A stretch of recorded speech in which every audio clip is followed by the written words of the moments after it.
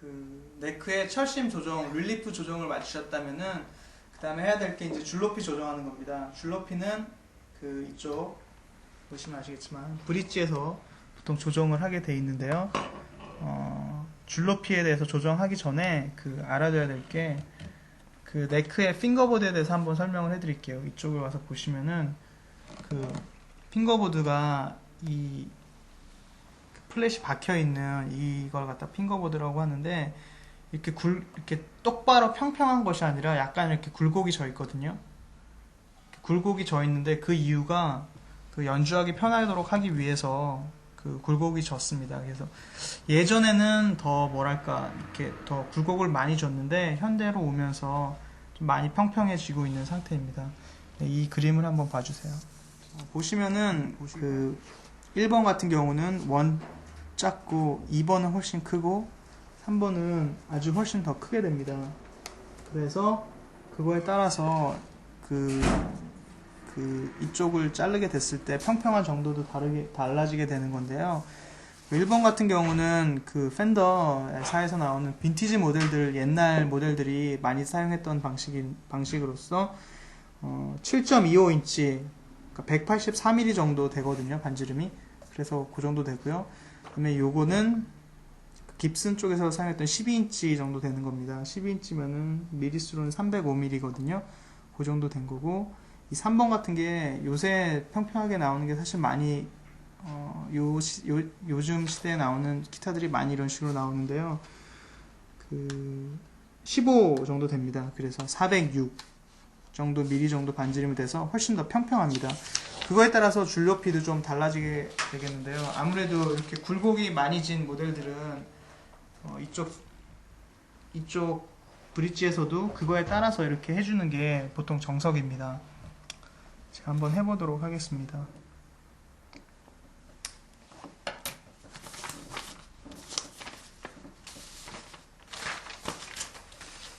네, 줄 높이 조정하는 것도 사실 여러 가지가 있어요. 이런 브릿지는 이 렌치로 그냥 여기를 이렇게 끼무시고 돌려주시면은 그냥 조정이 됩니다. 이렇게 돌려주시면 올라가고, 이렇게 돌려주시면 내려가고. 다 맞추신 후에 다음 거 돌리셔가지고 맞추시고, 돌리시고, 다음 거 이렇게 돌리시고, 이렇게 돌리시고, 이렇게 내리시고. 이런 식으로 하면은 브릿지 높낮이 조절을 할 수 있거든요. 이런 식으로 하시면 되는데, 그 FR 타입 모델 같은 경우는 그렇게는 못해요. 그거에 대해서는 잠깐 뒤에 설명해 드리고요. 근데 줄 높이에 대한 기준이 있어야 되는데, 줄 높이에 대한 기준은 어떤 식으로 잡냐면요, 셋업이라는 게 볼 때 이 자를 가지고요, 이렇게 보시면 12플랫에서 이렇게 잽니다.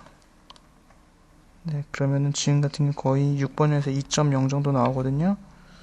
그래서 쭉 이런 식으로 재면서 거의 비슷한 정도고요. 이렇게 이런 식으로 재면서 그 높이를 조정하는 겁니다. 그래서 동영상 옆에 보시면은 그 치수가 나올 겁니다. 그 치수대로 보통 팩토리 셋업이라고 하는데요. 그 유저들에 따라서 일부러 피킹을 세게 하기 위해서 더 올리는 경우도 있어요. 그때는 올리고 싶으실 때는 보여드렸던 것처럼 이렇게 올리시면 됩니다. 단순하게 올리시면 현이 늘어나서 튜닝이 올라가 있을 거예요. 그때 튜닝을 다시 해주셔야 되고요. 단순하게 이렇게 돌리셔서 올리시면 됩니다.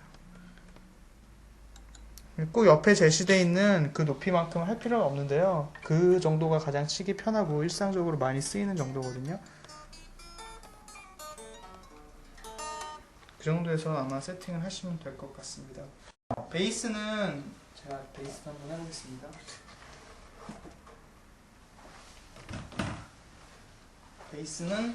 베이스도 역시 똑같습니다.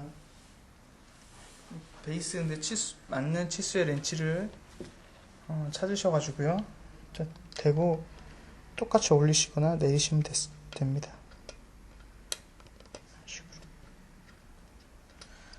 또 보시는 법도 똑같습니다. 이것도 12플랫에서 이렇게 해서 보시면 돼요. 줄이 두꺼워가지고 보이시나 모르겠는데 이렇게 거의 2.0mm 정도 지금 나오는데요. 이런 식으로 보시면서 줄 높이를 체크하시면 되겠습니다. 베이스는 약간 줄을 더 높게 쓰거든요. 왜냐면은 아무래도 와운드 현이기 때문에 떨림에 따라서 버직날 소지가 좀 더 있기 때문에 보통 좀 더 높게 하는 게 일반적인 것이고요.